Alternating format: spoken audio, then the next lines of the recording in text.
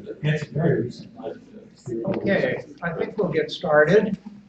Thanks everybody for being here and welcome. I'm Phil Rivero with the Climate Stewards of Greater Annapolis.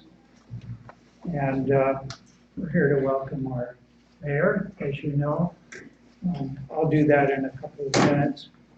So the order for the, I wanted to ask one question just to help us. How many people heard about this event by Climate Stewards email? Okay, good portion. How many by Facebook? All right, thank you. Our website, Climate Stewards website. Anybody?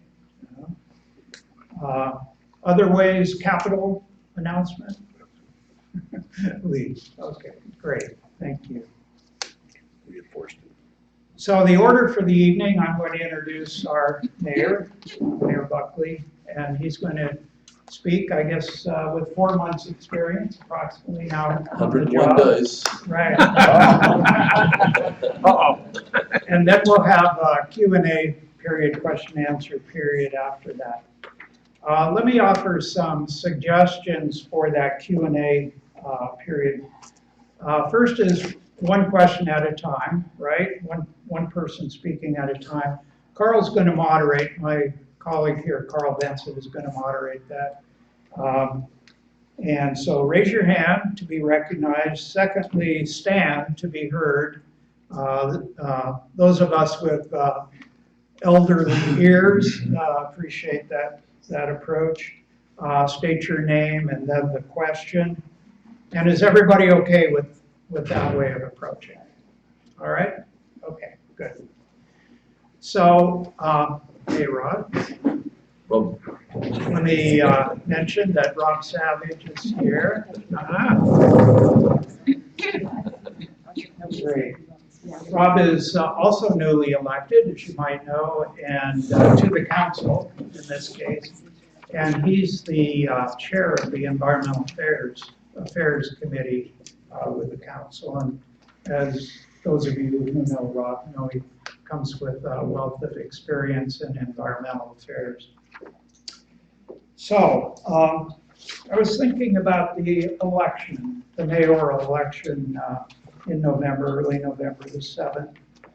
Gavin Buckley won with more than 60% of the vote. I don't know if he was surprised. I was surprised. I think a lot of people were surprised. So why did that happen? And from an environmental perspective, why did it happen even though his opponent, Michael Panelides, had the endorsement of the League of Conservation Voters, which is a large and well-respected environmental organization. They endorsed Mr. Panelides. So a couple of ideas came to me in response to that question. One is, I think that Mayor Buckley communicated the sense of a person who is truly committed to environmental protection, even if he was not familiar with all of the nuances of the issues.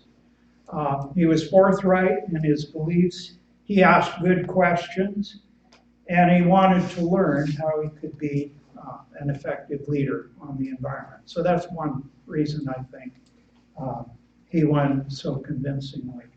Second, it seems to me that Gavin demonstrated his dedication to the long run future of the city of Annapolis. He chose to live here. He decided to invest his time, his talent, and his treasure here. And he's raising a family here. I remember several times hearing you mention swimming with your kids. And I don't know if it was Spot Creek or I won that joke out. Environmentalists, including climate change activists, I think are frustrated with the short-term thinking that we see not only in politics, looking to the next election and not beyond, but in the private sector, in the commercial sector also, looking to short-run profits instead of long-run sustainability. Also, I think climate stewards maintain, at least our group maintains, that the public is not sufficiently concerned about the urgency of the situation when it comes to climate change and the welfare of our children and our grandchildren. So we welcome Gavin Buckley as an unconventional, I think, long-term thinking political leader. So with 4 months of experience under his belt, we look forward to hearing from Gavin Buckley. All right, thank you. A quick comment about Mike getting the endorsement there. Like I was the first guy to congratulate him on that because anytime a Republican gets an environmental endorsement, we all win, right? So I was very happy that that happened. And the way I found out about this meeting was about 2 hours ago. And then it was awesome because I was with Rob at the time, and Rob said, "Oh, and you're the keynote speaker." So I'm going to sort of make it up on the fly. I'm going to start with saying, environments, everybody should have one. So I know, I was very upfront about my experience. I've never been a councillor. Obviously a mayor. I've never run for office at anything. But I do care about the environment. Look, I do want our waters to be pristine. I don't want people to get out of their cars as soon as possible. I want us to burn less fossil fuel. All those things were kind of a big driving force in why I ran. My closest advisors were Chris Trombauer, Rob Savidge. These are the people that I talk to every day to get advice on what to do and how to run the campaign. Now, I have to win people's trust on this front. You have to, talk is cheap, so I have to get out there. But we are investigating things on ways that we can take this town forward. We want this town to be the poster child for resilience. We want this town to be on the forefront, the Burlington of this area. And I believe we have enough passionate, engaged people that we can actually really, truly make a difference. I can tell you the things that we're working on for a start. So I know that the flood mitigation plan, I'm going to bring you up to speed on that. I know that is not about global warming. That is just a short-term solution.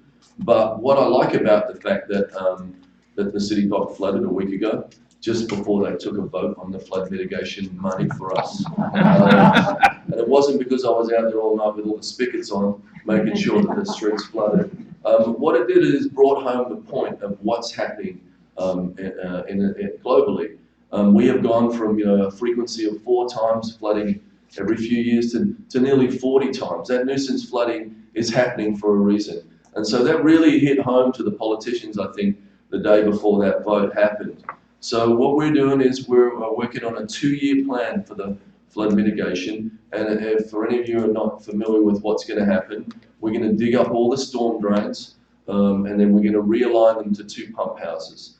Those 2 pump houses are going to pump water out of Ego Alley faster than it comes in, back into Spa Creek. Now, I love Bevan's idea. I think we should be filtering that water. I'd already started to talk to the city about that idea beforehand.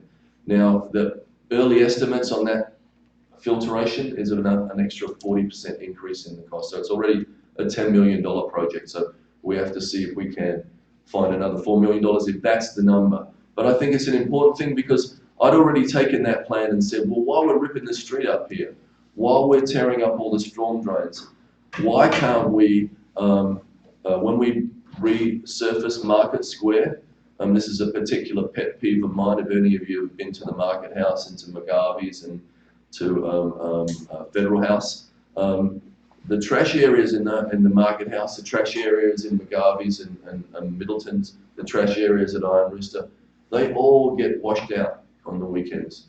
And all that toxin, all those toxins flow straight into the storm drains. That, along with all the cigarette butts from those bars around there. So I'd already talked to David Gerald about how can we catch this? How can we catch this in the short term? How can we filter this before it hits Ego Alley, before it hits Spa Creek? And so we were already in the works to doing that. So this is something that we're going to take a look at on that plan. On my transition teams, there's a guy called Dan Neese. Any of you guys know who Dan Neese is in the room? So Dan Neese is from the University of Maryland. We are going to enter into an agreement with him he's setting up a company here. I have to look up the name of it, sorry. Without my glasses.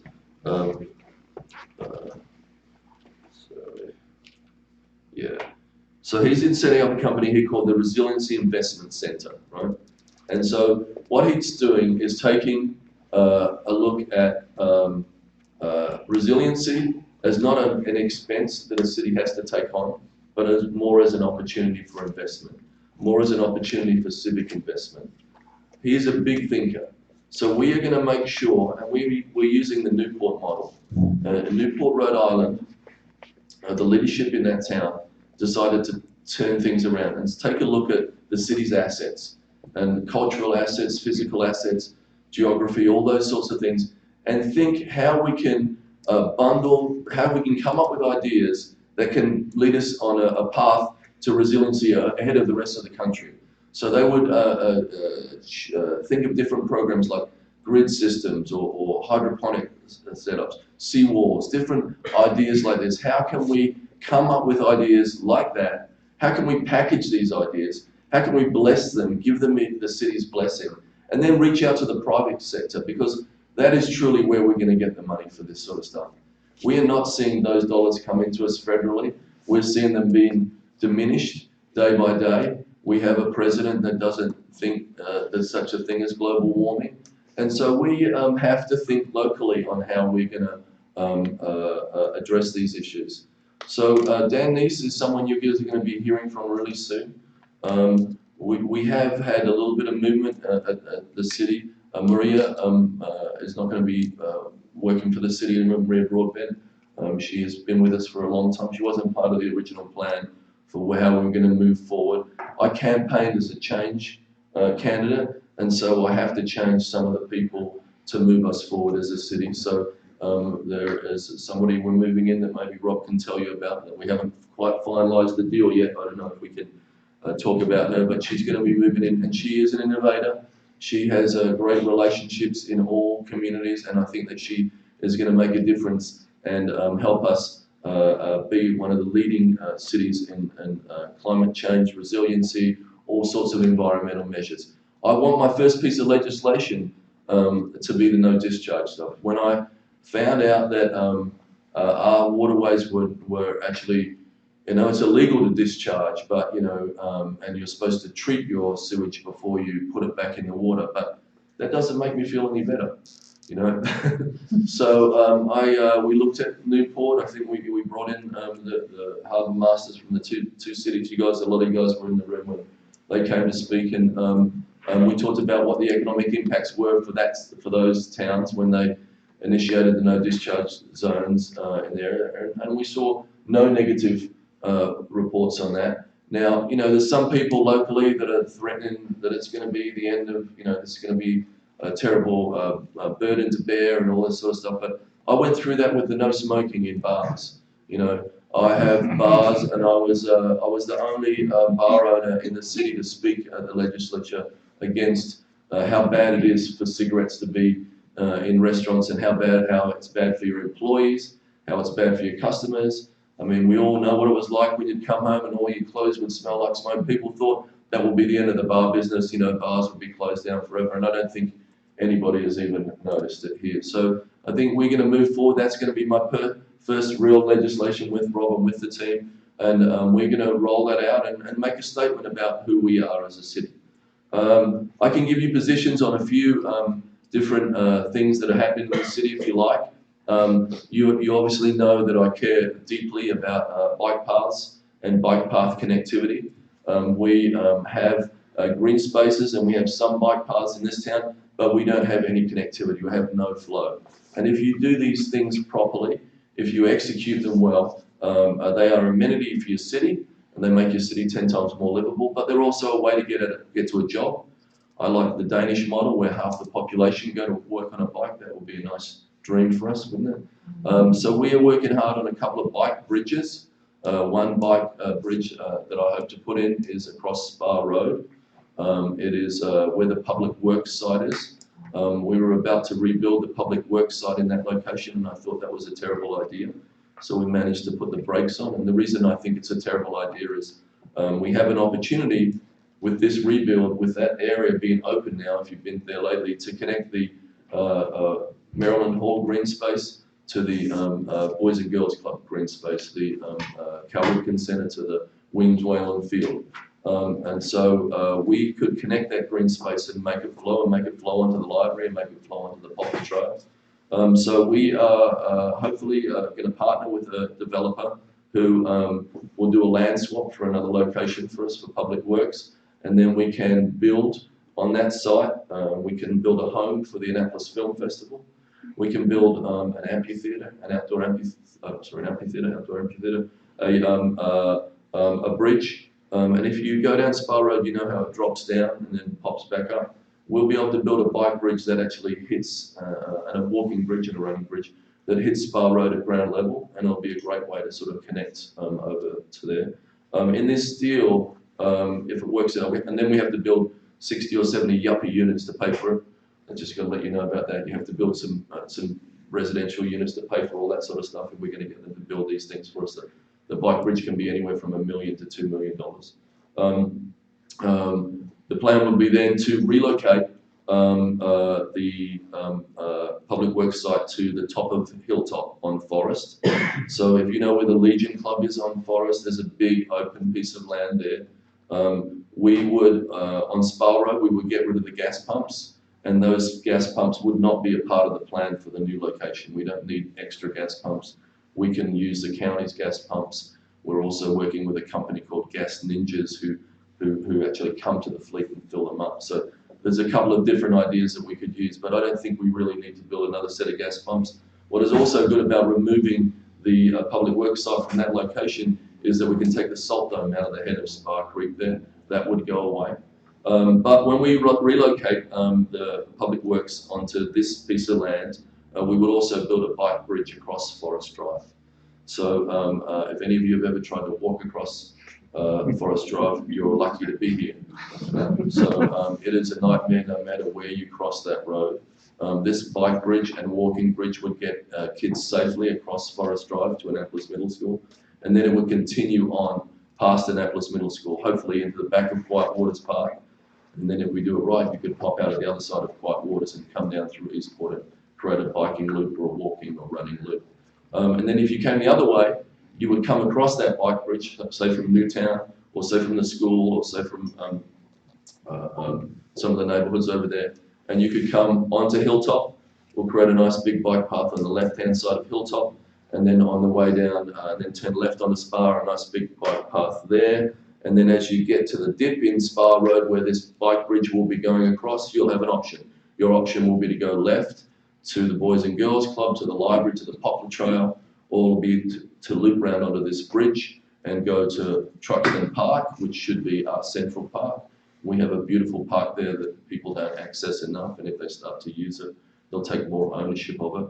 And then on to the historic district. That's the plan for there.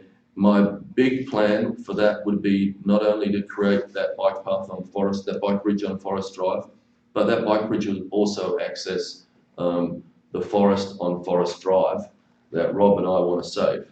So we would like to save the forest at Crystal Springs and create some nature trails and convince Janice that her legacy should be this bike bridge.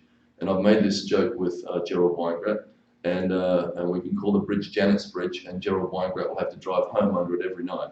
So that'd be her revenge for Gerald. But he's all right with that idea. He doesn't mind. He'll take one for the team on that front. But then there will be some nature trails in this forest, and we could do a more vertical version of the assisted living, a more Bay Woods version that is less impact on the environment and a much smaller footprint. So this is something I'm shooting for. I don't have any commitments or anything like that, but I've suggested this recently to Alan Hyatt and to Janice and to the Lutheran Mission, and so they're sitting on it. They're still sort of pushing forward with their version of what they want to do there. I don't think it's going to get a lot of traction in the council, but they're still pushing forward on that.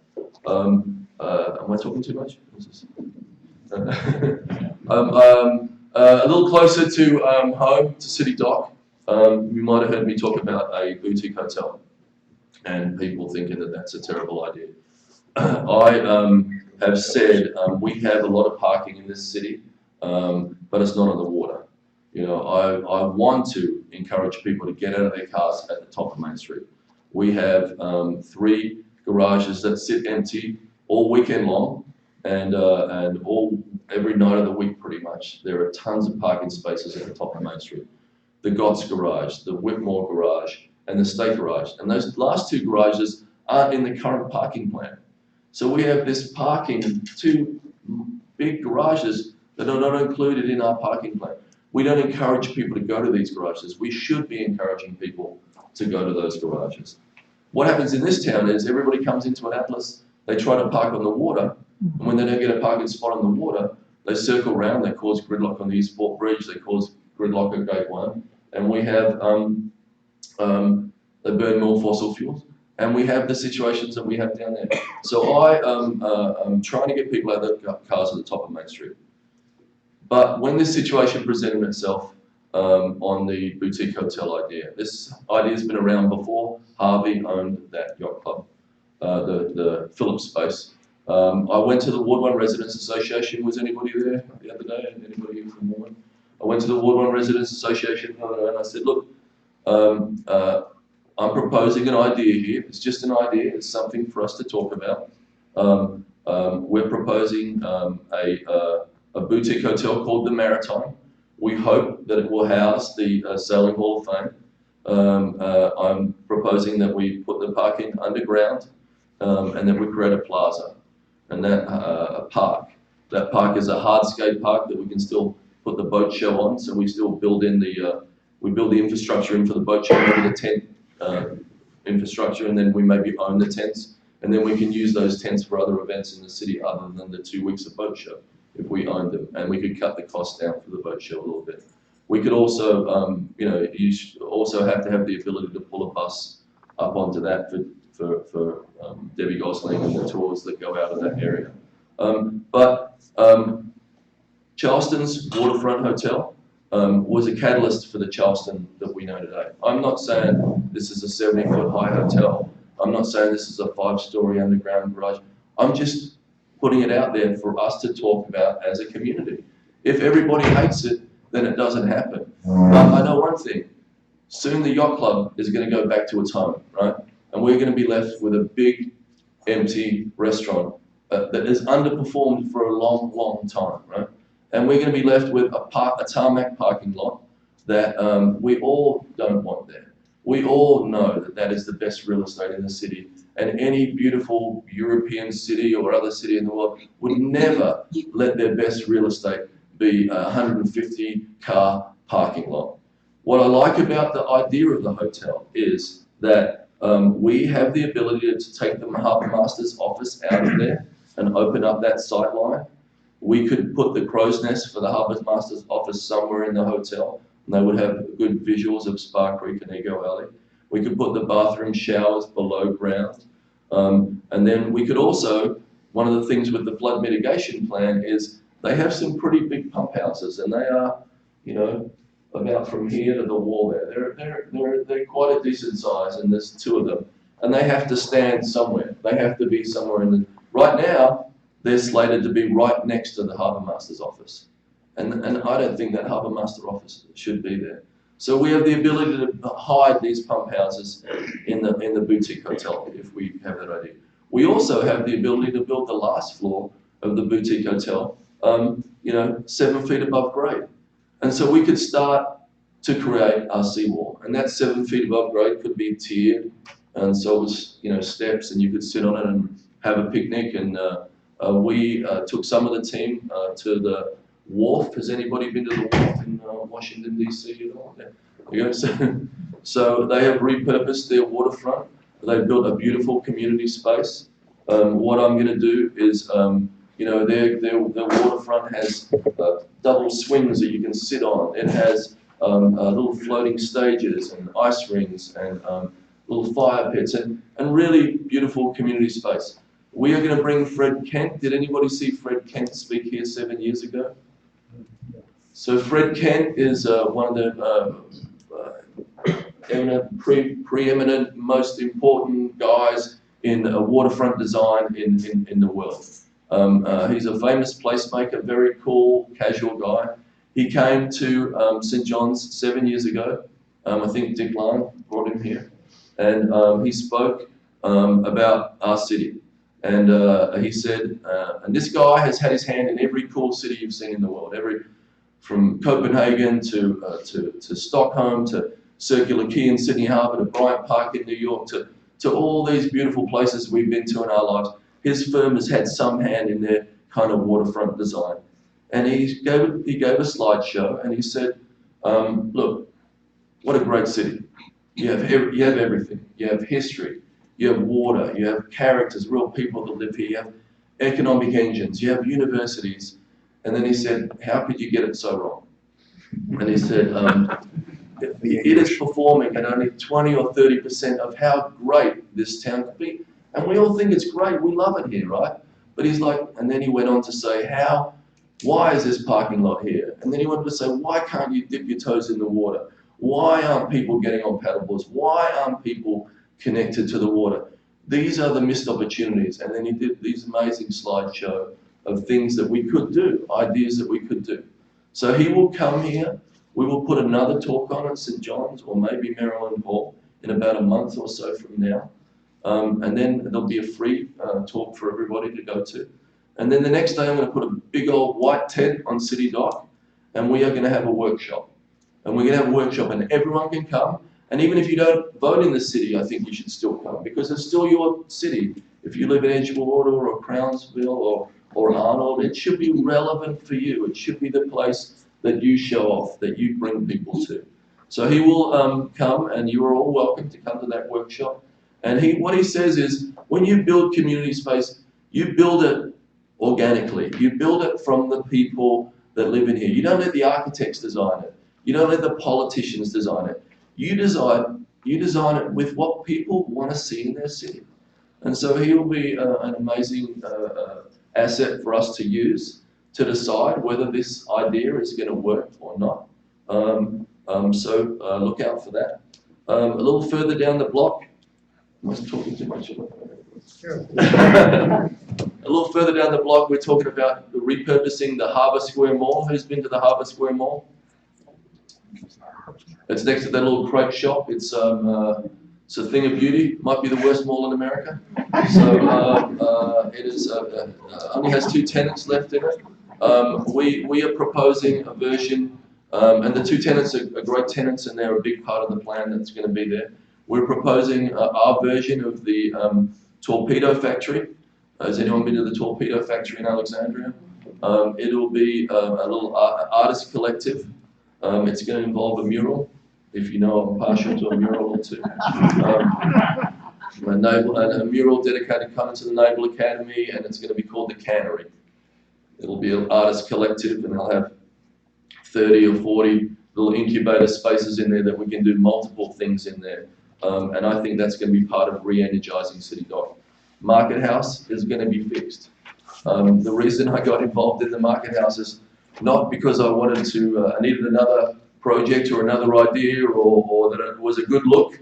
All I knew is that the current Market House was not acceptable and that the Market House should be the soul of the city. And Harvey had been running it for 5 years and it wasn't good, So, there's no excuse why the Market House shouldn't work. It is the best real estate in the city. So I saw the writing on the wall that Harvey might be the only applicant. And I believe we were on a trajectory to sell that building to Harvey. And I'm frustrated in our town when I see us, whenever it gets too hard, we put our hands up and we sell things. We sell our assets, we sell our golf courses, we sell our old rec center, we sell things, or we privatize it. And I say, don't do that. I say, do your job, manage your assets. And so I saw this coming, and I reached out to lots of different people. Alex from Vin, I had him with a concept earlier. He was going to team up with Lucy from Bakers & Co. and Michelle from Preserve, and they nearly were there and they dropped out. And then the current team, which is Michelle Bouchard. If you've ever been to the gourmet market in Clock Tower, next to Wine Cellars, it's a beautiful cheese and charcuterie shop with great baguettes and croissants. And she's going to be the driving force. She's going to be the chef behind it all. I put that team together and because we need to fix it. The market house should be the place that we show off to people. We all remember the old market house. It was the town centre. Rich or poor, you went to the market house because it was good, because it had things for everybody. So I, didn't want to get involved in that, but it was too important to give up on. So I got involved in a big way.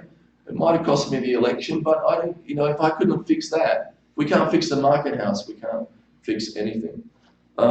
Anyway, I'm going to let Rob talk a little bit here, because I'm going a little Marco Rubio right now. And then I can come back for some Q&A if you like. Sorry. I'm sure I missed lots of stuff about the environment, and a real expert is here. So. Well, thank you. So Rob Savidge, I'm the Alderman for Ward 7 in Annapolis. That's all near the Giant, around that area.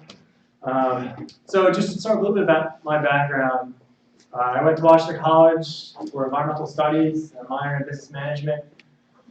Started working for the Chesapeake Bay program and the Bay restoration effort. And then I got a job, after going to the private field for a little bit doing restoration work, I got a job in the city as their sustainability coordinator. And so that's where I had the opportunity to put together their sustainability plan. And within that was the climate action plan. And so we focused mostly on mitigation, how the city could reduce its emissions. We set some emissions targets. So that the bad part of it was that we did all this during the economic downturn during the last decade. So there was a lot of difficulty getting things implemented. And unfortunately at the time, there wasn't a mayor in charge who really wanted to push those things forward. So that's where I'm really excited and optimistic about working with Gavin, because I think you can tell he has the vision, he has the drive to get a lot of these things done. So I want to take what I've learned from doing the climate action plan and see if we can use that now. Because, as I've heard here from various talks, and as you know, we face an enormous challenge ahead of us. I was here for when the naval officer, I forget the gentleman's name, but he's, everybody help me here, but he was here, he was in charge of Captain Petrucci.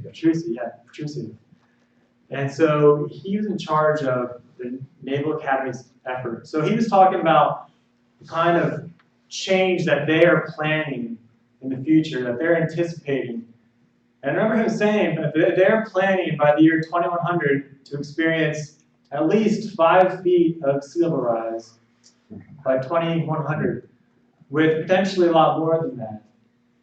And so that means by the year, I think it's by 2050 or so, that Hurricane Isabel, the one that went up to the neck of the Alex Haley statue downtown, flooded all downtown, said that would be as frequent, I don't get these numbers right, it's been a while since I've, but I think he said it'd be about as frequent as a 20-year storm event. It's every 20 years. So that's how frequently we would get that flooding downtown. So, and when I was campaigning, it was pleasant. I was the only one person I encountered who denied that there was any kind of flooding. So most people, I think, are on board, realize that we need to get some change here. And so we have a lot of good ideas here for this administration. And I was just actually earlier, the place where we were before this, we received a report on the, let's see if I get this name right, it's the Cultural Hazard Mitigation Plan. And so that looked at the downtown area and part of Eastport. And they were looking at how to save our cultural assets, our structures downtown.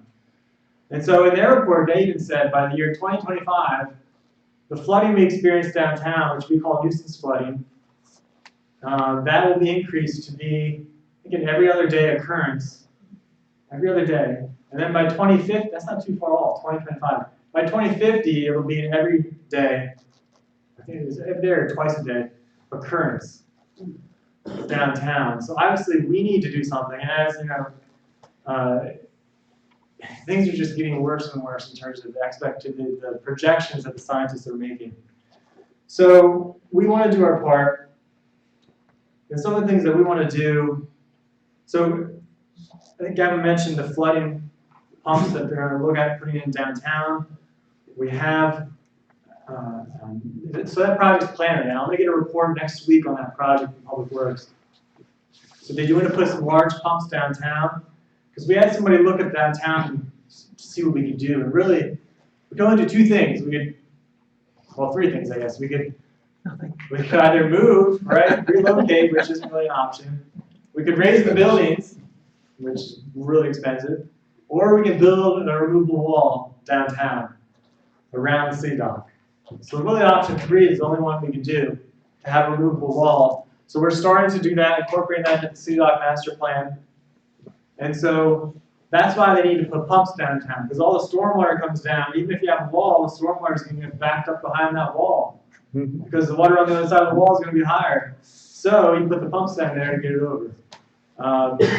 So we're also redirecting stormwater, as Gavin said, away from down the city dock area. But we want to look at, like you said, combine and see if we can get some stormwater management out of that as well. So those are some of the current efforts. Some of the future efforts that we want to do. You know, Gavin already spoke to me about wanting to sign on to the mayor's agreement. I'm blanking on the name right now, but it's a state in the Midwest, I think, who basically sent out this agreement for mayors to sign on to, which would be the cities committing to meet the Paris Accord reduction levels. And we are actually almost there, if not there already, especially after we get the renewable energy park online, which many of you probably know, but at the old landfill, well, actually, Alderman Moyer got the ball rolling, but the last mayor got it done with the renewable energy park on the old landfill. I forget how many solar panels are going up there, but it's going to be providing a significant amount of energy for the city. The county is getting some of that energy, and also the county school board. So that's an exciting project. But because of that project, we've actually made, again, meet our goals here pretty soon. What else? So I want to continue to address and allow, for example, solar downtown. Some of these historic structures, work with the Historic Preservation Commission to make sure people can install solar panels, wind turbines downtown. I'm a big favor of having decentralized energy production. You know, Germany is way beyond us in terms of allowing and empowering their citizens to have solar and wind on their own homes. But here we have to rely on these centralized power plants. So the more we can allow people to do that, the better off we'll be. So another part of that, though, part of all this is integrating the resiliency and the climate change with all the other work that the city departments are doing. So you've got planning and zoning, who is looking at the development projects. I've worked with many of you, like Earl here, on the developments that we have going on. And people may not realize the immediate connection, but you know, what are they clearing when they're developing? They're clearing the forests, right? These are our carbon sinks in the city. And those are getting removed. Or they're removing wetlands. So we need to do a better job. And we're, you know, Gavin's already, again, spoken to me about how we can improve some of our Forest Conservation Act laws, improve the development review process. But we need to get planning and zoning involved with this. And we also have Public Works, obviously, who handles the stormwater end of it. And how are we going to adapt to climate change? So we've been pushing, and I've been pushing to get this included in the comprehensive plan next year, is that we need to put together a resiliency plan, a 20 or 30-year resiliency plan for the city. So we have a lot of studies about downtown and Eastport, but we don't have anything about the rest of the city. Like, how is sea level rise going to impact city infrastructure, like our pumping stations that are scattered around the city, our parks, our streets. In Ward 7, we have a waterfront here with a lot of marinas. How are they going to be impacted? So we need to expand it and also come up with a plan about to make sure all our efforts are coordinated, because right now we do have them. The last administration wasn't that great with coordinating some of these things, so we had Public Works working on the stormwater end of it, how to adapt to it. Then we have planning and zoning working on various studies. So it's just spread out. We have Office of Emergency Management. So one thing we are hoping to do is, and as Gavin said, with we do somebody new we're hoping to bring on, but I wish I could tell you, but you know, they say the best laid plans of mice and men are bound to go awry. So there's always something in government that comes up. We're trying to get somebody in place who will really coordinate that effort and make sure that we're prepared for the future. Because it's really, I mean, that's really the most important thing we have to decide as mayor, as alderman. We're not going to realize, we're not going to see the change. Well, the worse of it, right? It's really preparing for the future generations. I have a 7-year-old, and I want to make sure that he can enjoy the city just like we are. So we need to make sure we're thinking down the road how to prepare for those things. And so Gavin, I think, again, he's got that vision. We have the transportation model, and I've already been, both of us have been speaking to people about how to bring in electric vehicles so we can maybe take out some of our large diesel buses, because I did the city's carbon footprint, and you know, diesel fuel was one of the largest contributors to our carbon footprint. So if we can take some of those buses off the road, we'll be much better off in that regard. Because you know, I'm sure you see around town, a lot of those buses are empty half the time, but they're still driving the same loop all day. And CLB here, who's done an excellent job educating me on a lot of the electric vehicle issues. So we're trying to also get more electric hookups around town, because companies like Tesla will actually do that for free. And I don't think we have one downtown yet, right? Nothing down the city dock. So we need to start putting in that infrastructure, and with that future, looking to the future. Another thing we could do is improve we have a green building ordinance for the city. So new construction has to comply with green building standard, be it LEED or any of the others. We can increase that standard. So new buildings have to be, or developments entirely have to be LEED Gold or LEED Platinum or equivalent. Maybe that's an exception we can put in some of the public facility ordinance. So a lot of those things, but again, one of the things I'm most excited about is the resiliency efforts that we're trying to get organized right now and plan for the future. So, and I will say, you know, the last time I saw you was last week already, or time's flying by here. But I was here to watch The Inconvenient sequel. And Last Friday. yeah, last Friday. So that's Al Gore's follow-up documentary. And that was my wife and I, it was our date night. End of the world date night. Yeah, but yeah, it's good though, because now that I'm in office and that Gavin's in office, I have hope that we can enact that change. I mean, by the end of that documentary, I was really in tears, because they're talking about not only the problems, but they're talking about the hope. Right? They're talking about examples of around the world, and I think pretty soon here in Annapolis will be an example that we can hold up as you know, the leader in preparing for climate change. So with your help, of course, because we need that public support, because we're going to be talking about resiliency during the budget here in the next few months. We're going to need to hear, they're going to need to hear from all of you. So thank you. Thank you.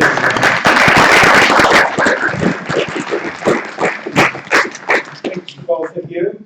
And so let's transition to our question and answer period. And as I mentioned, Carl's going to moderate. So raise your hand, stand up when you speak, if that's okay with you. And Carl.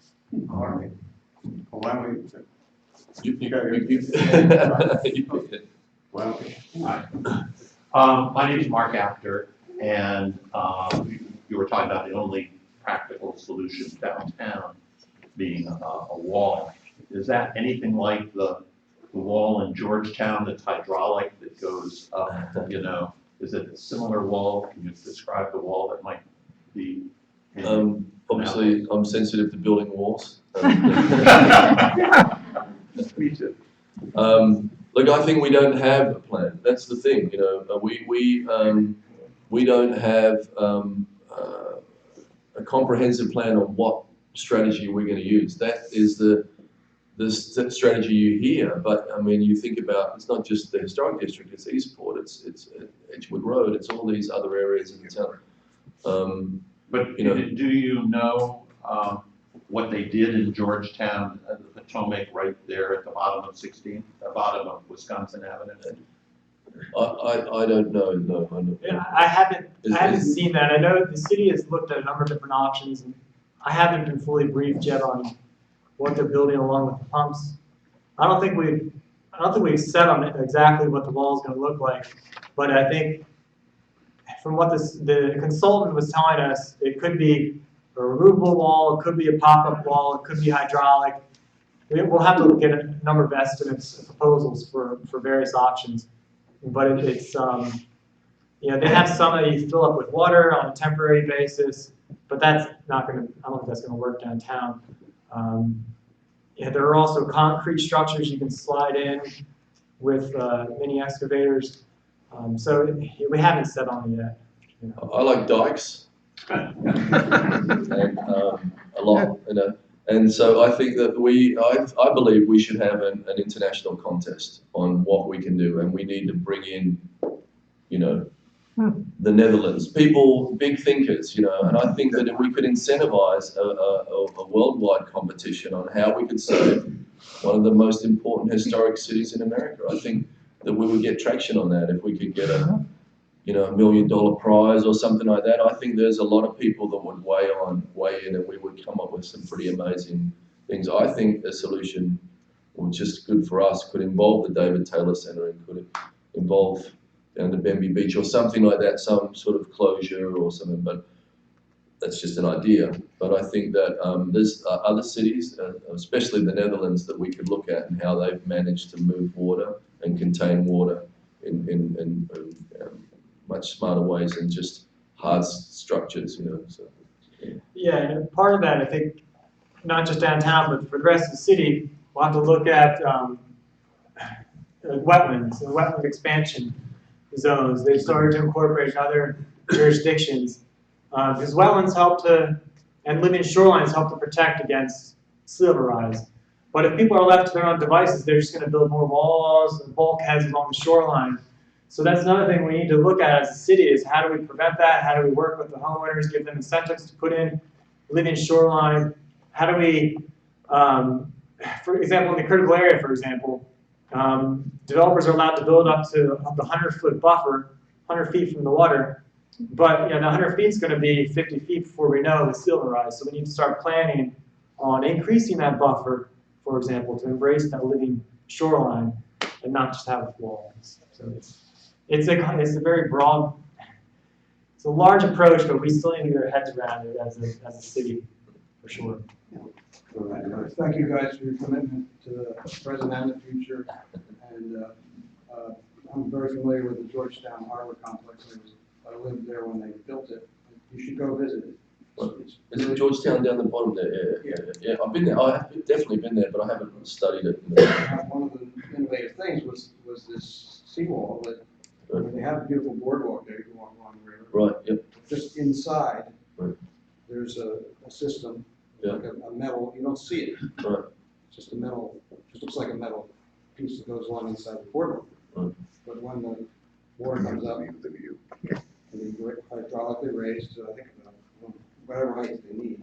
Right. And they did have a crisis a few years ago. Somebody forgot to raise it, and they had a huge, very expensive Wow. flooding problem because it hadn't been years before they needed it. But, Do you know whether it was the federal government and the city government that underwrote it? Or what? You can't separate them. that was Marion Barry's project. He was one of the most innovative things he ever did. But the payment is always split. The payment always comes from both sides. But it was a combination of city government, city land, city government, and industry, Yeah. and developers. You know, it's a big complex. And they turned the rest of the property. It was all industrial down there. There was a Right. cement plant, a flour plant, it was ugly as hell. And city property, the city, when the whole businesses went out of business, they had a lot of talk about what to do with it. You know, the other end of it used to be a car lot where they put the towed cars. They turned that into a beautiful park now. Yeah. With the water sprinkler and all I that. know I've ridden bikes there, it's beautiful, yeah. The other thing on Dock Street, is the maritime use law still in effect? So, so the overlay, You know, the maritime use law, which yeah, I had an office in Eastport for years. right, I had to adhere to, yeah. to rent space in the waterfront office complex. I had to have, I- maritime had to be part of my business, and, It's still in effect, yeah. But I think that we need to rethink it a little bit, because the idea is to attract maritime users, and plenty of maritime users can't pay the rents that some of these, so I think, and haven't got any legislation out there at the moment, I haven't really talked to these guys, but if we could reduce the rent for some maritime users and environmental users and things like that, so we could attract that sort of thing and then charge other people the higher rent that would pay it, then I think we could still achieve the uses and give some flexibility to the property owners. You know? you know the reason that law was passed? To keep hotels off the water. Hotels and condos off the water. That's true. That was Yeah. a threat at that time, Yeah, yeah, in the early 80s. It was when Yeah. Tecumseh was built. It right. was when Tecumseh was built. Everybody was afraid it was all gonna be one rows and rows of Yeah. Tecumseh. And that Tecumseh's an architectural gem. We were, the big fear then was Newport. Right, Newport ruined their waterfront, but right. you can't get to, you have to go through a building to see Newport Harbor. Oh, wow. And that was Yeah. one of the fears. This hotel would just cover up the field house. So my thing, it would cover which is 70 something foot high. This would back up to that, and I would say, in my mind, it could be 4 stories with a rooftop, and then the garage could just be 2 floors below ground. That was what I would think would be acceptable, but that's really up to the public. You know, so. Just one other thing that's bugged me for 30 years. What is Main Street run the wrong way? I agree with you. Yeah, 100. I mean, Yeah. Imagine a person coming into Yeah. Annapolis for the first time. Yeah. You're guided right on the Duke of Gloucester. Next thing you know, you're in Eastport. You Yeah. don't know where the hell you are. Yeah. It's like the city wants the people to just. So we're going to start that, because we stopped the re-bricking of Main Street this year because they weren't ready to go on January the 2nd. And we are redesigning it so that we take the lane of parking out on the top end. So you can imagine when you stand at the top of Main Street, the first section of cars on the right-hand side, we're going to take that whole lane out. We're going to increase the sidewalk 3 feet, and then we're going to create a bike and trolley lane down there. And then the bike and trolley lane, when it gets down to the next section, it's going to actually zigzag inside the cars. So we're going to bring the cars out 6 feet from the curb, and then the bike lane, and it's a bike and trolley lane. It's going to go inside the cars, and then when you get down to Chicken Ruth's, the road spreads out wide enough there so we don't have to take any parking out. It will involve losing 20 parking spaces on Main Street, but what the give back will be is, first of all, that trolley that's going to come down, that trolley and bike path, will go past 3 empty garages that I described. It's called the Crosstown Flyer. And then, so it'll get people out of their cars as early as possible. I'm hoping to have one of those, airport signs that there's 50 spaces here and 30 spaces there on Road Boulevard, and free spaces here, so it encourages people to go into those garages. So it'll get a safe, semi-safe bike path into the middle of the historic district. It'll get a free kind of fun trolley into the middle of the historic district, the more San Francisco-esque. And the other thing it will do is, because we're going to create a wider sidewalk, that will give outdoor cafes to Trinity of Paris, to Cafe Normandy, to Joss, to Oysteria, to Acme, and all those cafes will have views of the water. Their cafes will be on the curb, and we have very few restaurants in the city where you can actually see the water. And so I think that will be part of the re-energizing our Main Street. And I say this in an Amazon world, Rob's only heard me say this about 500 times. In an Amazon world, we have a great opportunity now. You know, anything from Amazon, anything at the mall, you'll be able to press a button, you press a button and it comes to your doorstep the next day. But we have a real Main Street with real historic buildings, you know, with real people, real characters that live here. We can take advantage of that, because I think people are going to start to get sick of this virtual world that we're starting to live in, and they're actually going to want to talk to human beings, you know. And so we have an opportunity now. Main Street America has a great opportunity now to take advantage of what's happening, and you can't replicate the real Main Street that we have in an Amazon transaction. That is a value-added thing, but you have to make your Main Street special, and we believe we got some good ideas to make that happen.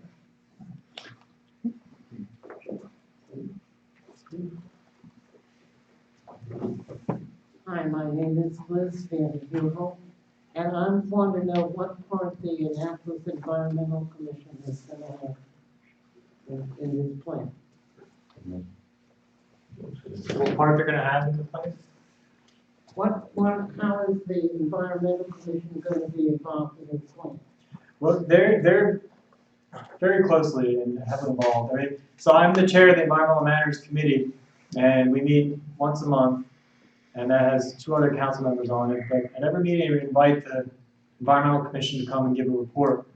And at the first meeting, we had them come and give a report on their priorities, not just for the next year, but I think they had short-term and long-term priorities. And so that's really what we're using as kind of like the transition report for the environment. And so I'll have to get that posted online and sent out to people. So they're by the code, they're meant to be an advisory board. And so they have, the council or the mayor can ask them for any kind of advice, to do a study. And so, I plan on using them a lot. This is technically supposed to be a part-time job for me. So, I need to rely on other folks for a lot of help and assistance. So, I hope to really keep them closely involved. Yes, Lee Meadows. Historically, resilience has had more energy in the city than stormwater. And yet, as Rod's pointed out, they're sort of really mixed together. You have downtown, you have a 28-acre bowl that's paved, and it magnifies millions of gallons. And we typically don't get more than a 3-foot 3-foot rise above high tide on a non-rain event. We can go to 6 to 8 on a rain event. And that's the difference that the rain pours in. You're going to do a lot of construction in your vision. There are 3 types of ways of mitigating it. One is Rod's favorite, which is transpiration and trees. But the second are bioretention, and the third is bioretention and Infiltration? No, there's one of it. It'll come back to me. But anyway, every time you build, you have an opportunity to create bioretention, or if you're going to pave, to use pervious, which is the other real urban solution, pavement. You've done it. You already have some experience. The place with the most experience of this in America right now is the Naval Academy, where they're doing much with all 3, and they can tell you what the maintenance costs are, which everybody is always concerned with, etc. But I can't imagine this city would want to build anything without trying to capture a lot more water than it does now, so that bowl doesn't fill up every time you have a rain event. Is there any? You've sort of came close to the edges of that, but you haven't described it. Is there any sense that you will link your strategies on building and capturing water running into the environment? That's where the opportunities present themselves there. Well, So every time you break ground, as you said, it's an opportunity to do it very cheaply. Yeah, and then you can use private money to make these things happen. You have that point of leverage when the developers are asking for everything they want. We have that point of leverage, and I think we have enough smart people. Well, let me give you an example. I think Searles was renamed Southern Annapolis project. He didn't really need variances, but he did agree to over-deliver against permit the zoning requirements. Right now, your zoning requirements are 1 inch for redevelopment, which is what he was doing, versus 2.5 inches of retention for 24 hours for new development. Yeah. He agreed to do the 2.5 inches. I can't imagine we shouldn't be doing that with everything in the city. Because it's fairly inexpensive to do those things when when you've got the equipment on site, as you pointed out. That should almost be a starting point. Yeah, so a couple, I haven't even told Gavin about this yet, but one of the things but I know he'll support it, right? Because he's into these things. So one of the things, we've had a lot of complaints about sediment runoff, about mud going into the rivers from the construction sites that we have in the city. So on the construction end of it, I want to look towards, and that's what I did, one of the things I did when I was with the city is sediment control inspections. So I want to look towards strengthening those laws, make sure they do have to treat a higher percentage of the water, more frequent rain event on those sites, on the construction sites. To make sure the fines are increased, so the penalties are increased, but also, on the front end, make sure there's less forest can be cleared at one time. So, but after the post-construction part of it, the stormwater management, there are some things that I know, near the top of my list I really want to get to is to improve our stormwater management laws. So right now they're only required to treat 100% of the stormwater that hits the site for a 1-inch storm event. So if we I'd like to increase that to say. That's only for redevelopment. Again, if it's new, it's 2.6, so why not use what you're applying to do? Yeah, so we need to increase that for the redevelopment, but also say raise the requirement to 150%, or even 200%. So they have to treat 200% of the water that hits their site. So part of the incentive we can say is if they have to go to 150, if they can't go to 200%, maybe that extra 50% they have to do off-site. So they can go to one of these old properties that are grandfathered, all these apartment complexes that were built before our stormwater management laws. And they can go on these properties and actually upgrade, tear out some of their pavement, put in permeable pavers, at least under the parking spaces, so they have more infiltration and have at least some stormwater management. So that's something I think we'll have enough support on the council to do, because the city can't pay by ourselves to meet our stormwater requirements, our federal TMDL targets. We can't meet those targets alone, and so we have to get these developers to start paying. And did we look at Main Street paving? Oh, Well, it turns out bricks are also coming for the same cost right, that are pervious. right, So as you replace sidewalks and streets that are brick, you can do that too. right. Yeah.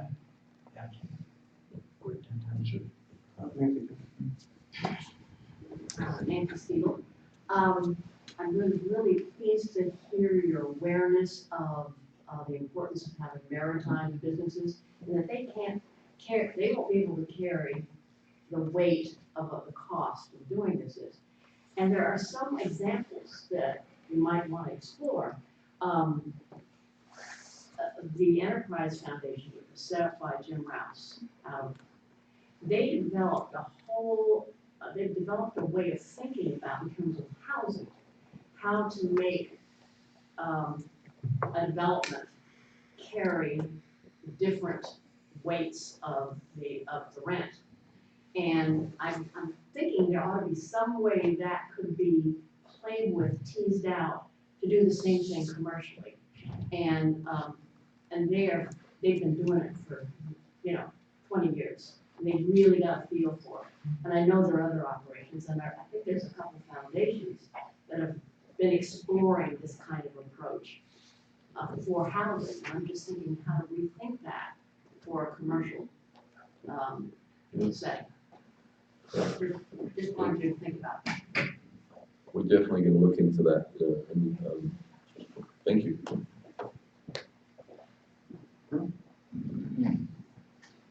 I can sit down. I appreciate it. But I'm just curious, under the previous administration, we had Eastport Forest Drive sector plan. I was wondering, is that gonna continue, or are you gonna start off with a different approach, or where we stand The sector study? on the sector study for that area, so to say? Live in that area. So yeah, there's a sector study being done by Planning and Zoning hired a consultant to do a sector study of Forest Drive and Eastport. And primarily they're looking at land use, zoning, and so they've had two public, that is still progressing. It's a long process. I don't think they're supposed to be done until late this year or early next year. But they will be having some more public meetings. So they've had two public meetings. There have been a lot of comments about traffic. Obviously, a lot of people concerned about traffic in both those communities. There have been comments about environmental concerns, about creating green spaces, greenways, the networks that Gavin's talking about, the bike paths, that kind of thing. There's clearly a desire in the community for that. So they've been briefing, the consultant has been briefing planning and zoning about that as well. Or something, I'm sorry, the planning commission about that. So that's still ongoing, we're still participating in it. But the last meeting, there was very little public participation, especially compared to the first one. So they really need to hear from people. I'm a little concerned that they're not getting a good wide array of public input, and I'm also concerned that they're not really going to listen to the public. So I think the more people we get out there, the more the consultants will listen. Because I want to get to a point where when it hits the council, I want to be able to vote in favor of it, but I'm not going to, I'm afraid, if it's not going to be addressing our concerns. And I really want that report, section study, to look at downzoning. There may be some areas in the city that we don't want 100, 200 townhomes getting built, right? Because of school concerns or environmental concerns or capacity of the creek to handle more stormwater. So we may want to be targeting specific areas to downzone to allow them to build a little less than they're permitted previously. Because one of my major concerns, and I went to both hearings, was they still seem to think that we can have substantial new development along Forest Drive, even though we don't have many forested areas left, and we have a real diverse of existing services already along that street. But it seems to me the emphasis in the study was always more is better, rather than really looking at what we want the long-term Forest Drive to be and how we're going to address the existing problems. Because, you know, as you well know, you have one accident on Forest Drive, you can be 2 or 3 hours getting home. Yeah. But yet we still talk about, well, maybe we need this new little boutique store or that sort of thing. And I don't really see that as being appropriate for the area, but that's what my fear about that sector plan is. I agree completely. That's my fear as well. So, and I'm going to be relaying that to the consultant and the planning and zoning, and you know, the more they hear from people, the more likely we'll be able to achieve that. So, thank you for your concern. Steve Johnson, there's some parts of this discussion I really liked. I think, Gavin, your way of visualizing, you know, where the city can go is really exciting, and I think a lot of people are very grateful for the creativity you're bringing.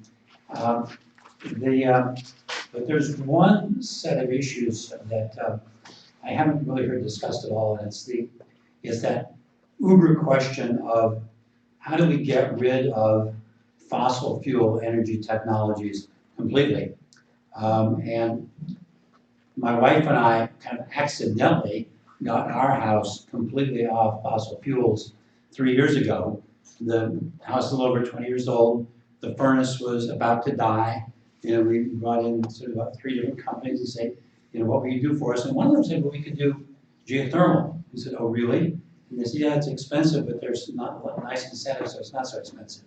So we wound up putting a geothermal unit in, which involved having this giant well drilling truck back into our teeny backyard and sink a couple of 300-foot holes into the ground, you know, and so the tubes went down 300 up, 300 around, down 300 up. So we got, you know, like a 1,250-foot loop for the geothermal thing to flow in through our furnace and through our heat pump and back out again. And so the natural gas feed to our house got turned off in June of 2015 because we have an all-electric hot water heater system. an electric stove and oven, you know, an electric heat pump for the second floor, and now an electric geothermal heat pump for the first floor. Our house does not use any fossil fuel, and our electricity contract through BG&E is an all-wind electricity contract, so none of what we spend for electricity generation pays for coal or natural gas or anything like that. But what we've just done needs to be multiplied probably by 5,000, you know, just for the city of Annapolis to get all of its structures off of natural gas. It's the sort of thing you do when a furnace starts to give out, or a hot water heater starts to give out. You get rid of the natural gas version and you go to the electric version. But I wonder if, you know, there's a lot of lots in this town where putting geothermal wells in the backyard just isn't gonna work. But I do know that old downtowns used to have, and some still do, used to have steam tunnels. You know, and I met a lawyer once who was a steam tunnel tariff lawyer. I couldn't imagine anything more esoteric. But, so, it strikes me that maybe we could do geothermal wells under the pavement in our streets. You know, we could effectively have a community geothermal system if, you know, every now and then we say, okay, this block's gonna be torn up for 2 weeks. We're gonna put a bunch of geothermal holes in it, and then we're gonna cover it back up again, and we're gonna have geothermal access for the people who live on the street, so that when the time comes and the furnace starts to fail, you can go to an electric option. But I will put this, I think there are a lot of great ideas here. I will put this in like a 4-page memo to you, because you need some of that. And I think I've heard half a dozen great ideas here where it looked like you like, I wish I knew more about that. That look crossed your face.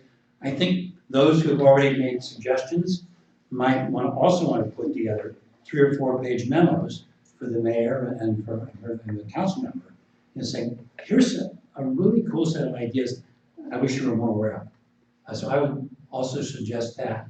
One final vision. At some point, all our gasoline automobiles are going out of service. We have an entirely electric fleet. We have a drawing. The last man driving a gasoline automobile, the last woman driving a gasoline automobile, who win the drawing, get to put their cars through victory laps at the Indy 500 and at the Daytona 500, and then those 2 cars are taken to the Ford Museum in Dearborn, Michigan, where they are put in the museum next to the new Coleman steam engine that's already in the Ford Museum, and they are the bookends to the age of fossil fuels.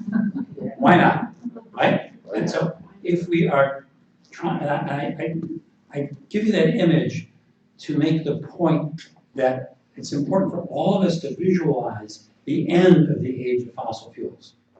You know, your gas-powered furnace wears out, your gas hot water heater wears out.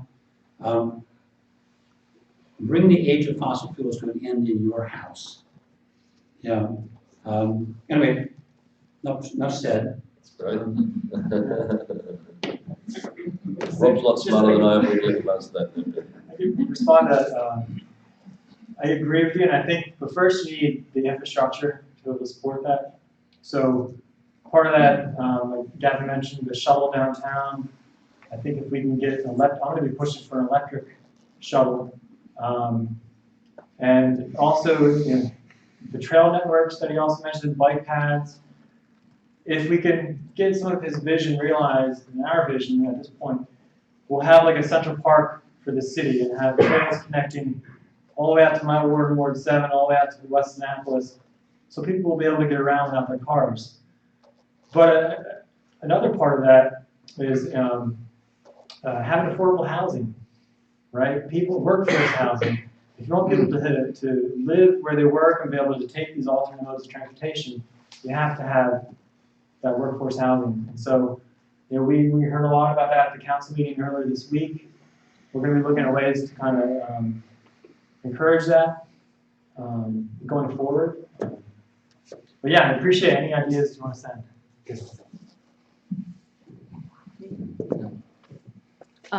My name's Lisa Spolita. I'm gonna try to get all my questions into one question. So I'm a definite vote for filtering the water in these pumps. I think it's really important because like you said, all that goop that comes out of the bars and comes down the roads and ends up there. If you're just pumping it back out, cigarette butts and all, what good have we done other than keep the restaurants from flooding? But along those lines, all the steep slopes, like in the historic district and in Murray Hill, where all those roads, all the houses, their storm drain spouts go right out into the street, right down those steep things and right through a hole at the bottom of the bulkhead. And it just all goes right in there unfiltered, with whatever it picks up along the way, cigarette butts, dog stuff, trash, everything. So I'm just wondering, I heard that years ago there was a plan to put rain gardens at the end of all those steep hills to kind of collect that and filter that. Is that back? Is that anywhere in the discussion now, or any way to kind of just stop everything from washing right into the bay? You mean the street ends? Street ends, yeah. Yeah. I think that's something that it's definitely Public Works periodically and Rec and Parks periodically include additional parks in the budget. I don't know if we have a program though that is. But we need to move in that direction Yeah. because, you might have heard me talk about the good old boys on the campaign trail. And actually our Public Works department is all women. There's only like two women, two boys in there. But what I meant is that mentality, that Public Works mentality is like, just get it off the road and then it's not our problem anymore. So that's the mentality that we have to change. That old school mentality, which was really just all function, and it was never, there were no environmental considerations. It was just like, get it back in the river and then it's not our problem. So we have to think of ways, and there are awesome things that we've seen where they have catchment areas under trees and then the trees bring the water up before it gets back out to things. And Rob knows a lot more about this than I do. Right. But I think that, to meet the standards that we have to meet, we're going to have to be addressing all the stuff that you're saying. Yeah. Yeah, and that is going to have to be addressed. And one thing, I know we have converted a couple street ends. Yeah, there are a I can't couple, think of the but name right downtown. They can Catch turn it us on the further spot uphill. for conservancy. Thank Yes, you, yes. exactly. Thank God. Yeah, so But that's like- one thing we want to try to Yeah. empower or the city right now doesn't have an agreement with the Chesapeake Bay Trust. The county does have an agreement with the Chesapeake Bay Trust, so they get some of that money and they give that out to community groups to do projects through grants. So I want to do that with the city, but also we have all this critical area money, so if there's a fee in lieu with the critical area, so if the developers feel like they can't do their mitigation on site, same thing with the Right. Forest Conservation Act, they pay into this fee. Yeah. Let's free up that fee, because the city's not using it, the county's not using it. Let's free it up and allow the community groups who are doing all the work for the city, Right. the nonprofits are doing these restorations. Yeah. Let's let them do it, and I think if we not only have, but like Gavin said, we just need to change some of the leadership mentality so they can feel comfortable with allowing the public to do work in their area, But that's definitely a good idea. Thank you, Carl. Bill Favera. So, Rob mentioned the community sustainability plan, which contains a very forward-thinking, I think written in 2010, Rob? For the time, a very forward-thinking section on climate change mitigation. And Rob mentioned he thinks maybe the city has reached or maybe even gone beyond its goals that were written at that time, maybe, some of them. So my question for Gavin is, can we go back to that plan, look at it again? I noticed that it's now available on the website instead of being hidden as it was in the previous administration. So Annapolis cannot save the world, but we can be, as you mentioned, an example. And to go to that fossil fuel-free world that Steve mentioned, I think we need to elevate our game and to look at new goals. And not only for the public sector, but for the private sector, as we've been talking about here. So can we go back to that plan and revisit it and update it? Yeah, I'd like to go back to it, take a look, yeah. All right, good. Yeah, I'll hold you to that.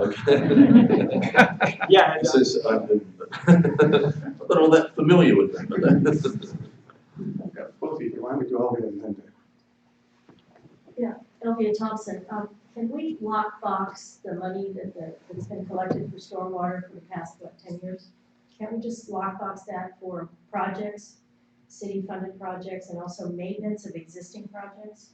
I think what happened was it was going into a general fund, It and I'm was. sure it's been burned up. But our transition team, that's one of the Yeah. first recommendations. Most of it went for the city docks. Gets spent on what we take it for, and so that will happen. So from us forward, it will make sure that it gets used. And then my other for question the is, I project. believe it was on first reader, the last council meeting, the application that's gonna be put in for a big grant that includes $300,000, I think, for 3 buses. Can we make sure that those buses are electric? Okay. I was thinking the same thing when I heard about that. I don't know, sometimes there are restrictions on, because it comes from the federal, I think it comes from federal government, that money. So there are a lot of restrictions on what type of bus you can apply for. I don't know yet, well, I'd have to look into it. Glad to know.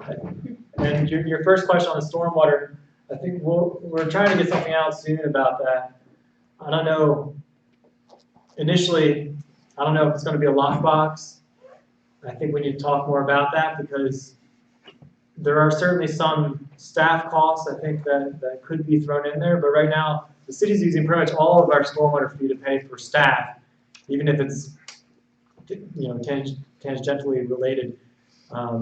So we need to see some improvement. None of it's being spent on projects or maintenance, and so. Maintenance is a big deal because if Oh, you it's put in a huge. wonderful project and 2 years later, it doesn't work anymore. Yeah. Yeah. Absolutely.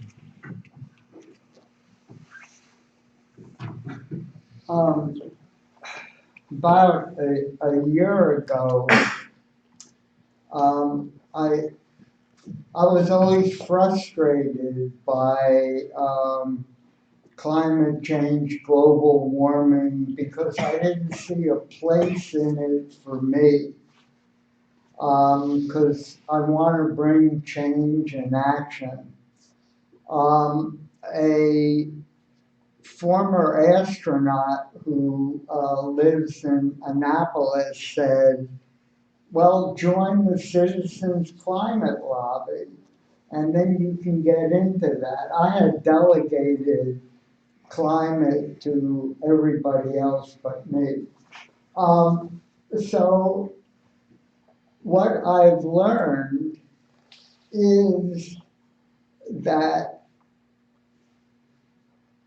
besides resiliency and dealing with what's coming, I'm really interested in fighting nationally now to get rid of carbon in the atmosphere.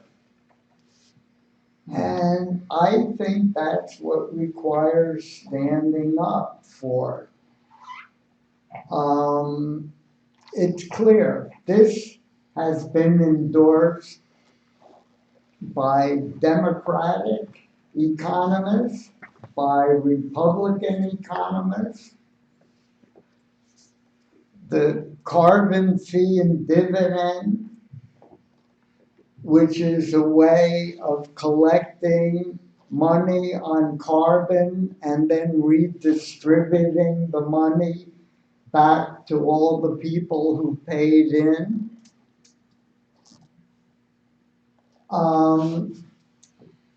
Didn't have support. When I got interested in this, the Citizens Climate Lobby, which operates also in Annapolis, is working on getting the climate fee and dividend. They were working on increasing people into the climate caucus in the House of Representatives. A year ago, there were 20 people in the House. Today, there are 70 people in the climate caucus in the House. In order to get into the climate caucus in the House, it has to be a Democrat with a Republican going into the climate caucus. This is rolling along under the radar that there's interest in pursuing this. And I think that cities need to stand up for what can work. I mean, there are a lot of reports that can tell you with a fee and a dividend how it will cut down carbon and what it'll mean for the environment. I think that's a way to push. And I think Annapolis should stand up for a carbon fee and dividend proposal to eliminate carbon.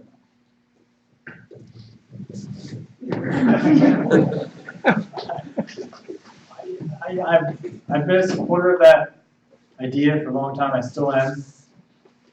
And I think the city should stand up when it can. And I think we said about the mayor's agreement that we'll talk more about in terms of signing on to. Gavin's already pledged to meet the Paris Accord as a city. He did that during the campaign. We've also just passed a resolution that opposes offshore drilling because Trump opened up drilling off the Atlantic, and so we felt like we have a direct interest in that because that could impact the bay if it got passed. But the cap and dividend, I don't know. I mean, to be honest, I'm not sure if it's fee and dividend. I'm not sure if it's worth the effort For the city. because I'm learning as a new elected official and again part-time trying to be at that is that it takes a lot of time and effort to get things passed. So I've got a lot of things I want to pass, like improving the stormwater fee, restricting the fee, improving the sediment control laws, all these things about resiliency, fighting the battle over resiliency. So if I have to try to convince my colleagues to vote for a cap and dividend, that takes quite a bit of time away from our schedule. And I wish I could say I could do it, but then, I did the offshore drilling because someone was able to give me a template and we just adapted, the law office helped and adapted that to the city. And that was something that had a direct impact on the city, but the cap and dividend is a little more, Gavin may feel differently, but I just think it'd be other things I want to get to. Let me give you a different source of income. Impact fees have been looked at and implemented successfully for schools and others. But when we look at stormwater, the impact fees don't actually get calculated and assessed. You have Dan Mees coming in who's very knowledgeable in that. Why don't you have him calculate what, for a project that's over an acre, or whatever that minimum is, what what an impact fee would be that would actually represent full cost for the stormwater impact to the facility, beyond this 1 or 2 inches of retention. Yeah, and the Environmental Commission has done some of that, and I think we will be getting into that. But Dan's intimately, Dan, yeah. capable of coming up with a number. Yeah, that's a great idea. And when we get to that, trying to pass that law, we'll definitely contact him about getting us that report. That would be very useful to have. Hi, my name's Deborah Gage. Just going back, I have actually 3 things. Just going back to the stormwater, we have an excellent local resource in the Watershed Stewards Academy in Millersville that's housed at Arlington Echo. That is a wealth of information and a wealth of people and just, a lot of expertise that you can draw from. Also, you can send your public works, some of your public works people to the Watershed Stewards Academy. I'm sure Suzanne would come up with some kind of program, because it is an Anne Arundel County program, but they do have people from other counties and different areas come through. So you could talk to Suzanne and come up with some program.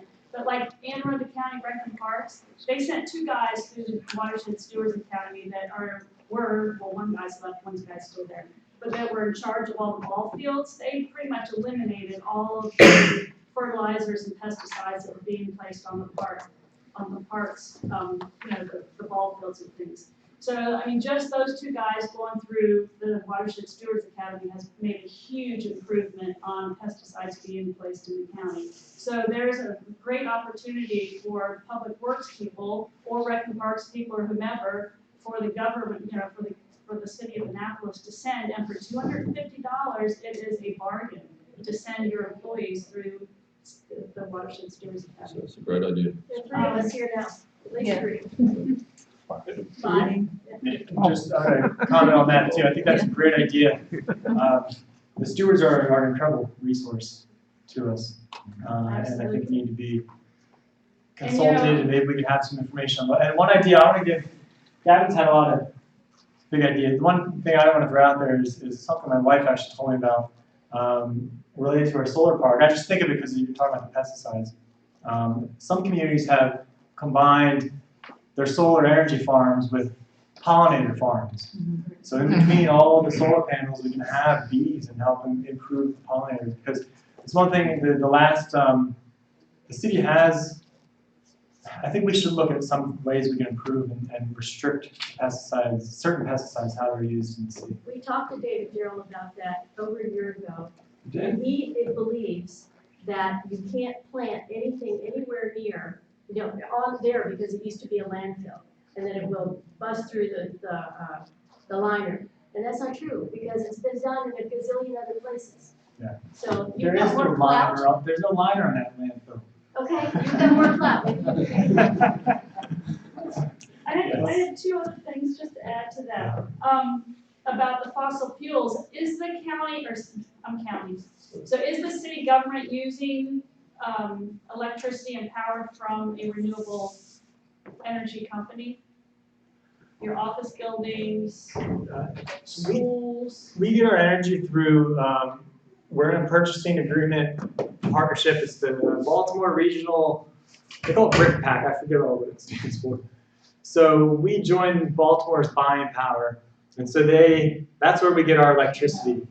So, well, they have a certain percentage because the state requires, and Sarah may know because she knows a lot more about the state's issues than I. Sarah knows everything. Well, you can be on 100% But there's a state requirement to get a certain wind power percentage. or solar. I think it's like 10% or so. So that's where I pushed this hard when I worked for the city, and I wasn't able to get it done at the time to purchase renewable energy for the individual buildings because of that cost increase. Because we would have to leave BRICPAC. So the city's been trying to convince BRICPAC to get even more renewable energy. But once we get the solar farm online, it's going to be a moot point anyway because we'll be getting our energy from that park. But anything we don't get beyond that, I do still want to look at seeing if that's an option. Anticipated to happen. The solar farm. Yeah, it's this year. I did a tour of it the other day. It's pretty. And just pretty cool, one last thing, sorry. Do the restaurants and bars along in Annapolis, is it mandatory that they recycle? No. The glass So. bottles? Who can leave now? Something I know. Something Yeah, about. yeah, like this yeah, lady well, I said think about the cigarette butts outside. I mean, because when you're walking up Main Street, I mean, the cigarette butts on the sidewalks, I mean, I often pick them up and say something to people, but, I mean, that's a lot of cigarette butts that land on the ground. Of course, as soon as it rains, they're right into the water. I think there's only 4 or 5 restaurants that actually recycle. 2 of mine do it, but 1 of mine doesn't. And one of the challenges is in restaurants in a historic district with 0 lot lines and no storage areas and stuff like that. They don't have the capacity to hold recycling. We only pick up as a city once a week. So, at the back of Lemongrass and the back of Metropolitan, it just piles up for 6 days, and then we bring it out to the sidewalk on Tuesday, and they take it away. But We need to get better at that as a city and provide the services or you know, push it on to the restaurants if we can, but currently, no. Did you just say push it on the I'm probably doing too. I'm just gonna say, I have to go because my, promise my wife. My poor wife has been a single mother this whole time, and we've been busier since we got elected and we were busy before. I want to tell you about one exciting thing, you probably know about it, is our music festival. It's called Annapolis Rising, and the main charity is going to be Spark Creek Conservancy. It's going to probably end up being behind Maryland Hall, not at St. John's in its first year. We couldn't quite get Hogwarts over the line in its first year. It was a bit too much of a hurry. But on the 21st, the 22nd, and the 23rd is we're shooting to do a music festival that celebrates the musical history of this town. And so we're going to celebrate the fact that Cars Beach, who's all heard of Cars Beach, so for 3 decades, the coolest people on the planet came to Annapolis and played, from the Supremes through to Hendrix, came to Annapolis and actually knew where Annapolis was. James Brown came in over a dozen times here, is close friends with Bobby Adams. We're going to do a music festival that kind of celebrates that history, and then the alumni of St. John's College, Ahmed Ertegun, Jack Holtzman, and Francis Scott Key. Holtzman started Electra Records, Ertegun started Atlantic Records, and we all know Francis Scott Key. And those record labels signed the Doors, the Rolling Stones, Aretha Franklin, Ray Charles, Stevie Wonder, Led Zeppelin. We have musical roots in this town that people would kill for. So we're going to do a music festival. It's going to start on Friday night. Out on This month? What month? September, this month. This Friday, September the 21st. We're going to have the Annapolis Symphony play songs from the catalogues of Atlantic and Electra. We hope to finish it with Star Spangled Banner and some fireworks. That will be, that could be anything from, like I said, from the Supremes through to Bruno Mars. You know, the Atlantic Records have a huge catalogue. And then on Sunday we'll have the Made Music event, and we think we're going to get some pretty big headliners. We're partnering with Anthem, so the 9:30 Club and Anthem and Seth. So we'll get some real talent. We're hoping it's some real sort of person, a big time artist, but we're hoping to get some of the bands that played at Cars Beach to back them up. So the Van Dykes, if anyone knows the Van Dykes, those guys are all still alive today except for one of them. So we're hoping they'll back them up. And then we're going to round it out on Sunday with a big gospel brunch, jazz picnic on the grass. And so this will be on Spark Creek, and the charity will be the Spark Creek Conservancy that we're raising money for. A 3-day ticket will give you tons of variety, and it'll just draw attention to this great music history and the thing that we care about, obviously, resiliency. So, Any of it going to be classical? well, so the symphony will be played. So the symphony will play on the first night. So, but they'll be playing songs from those catalogues. So, yeah. So I'm sorry I have to run out of here, but I really want to thank you. Rob was here for any more hard questions.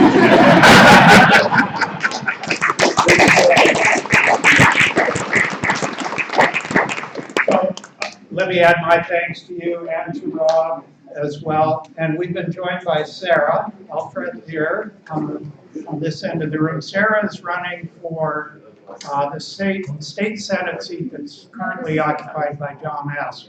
30. So if you have any questions, if you have any comments, if you'd like to introduce yourself, I know Sarah would like to meet you. So thanks again. Thanks, Rob. And come back for next time. And the next time, our next event is, Rob said he was here to see the continued sequel. Next month, we will be showing Saving Snow. That'll be on the first Friday of the month, because it's booked for the second Friday of the month. So we'll be in this room on April 6th to see Saving Snow. So.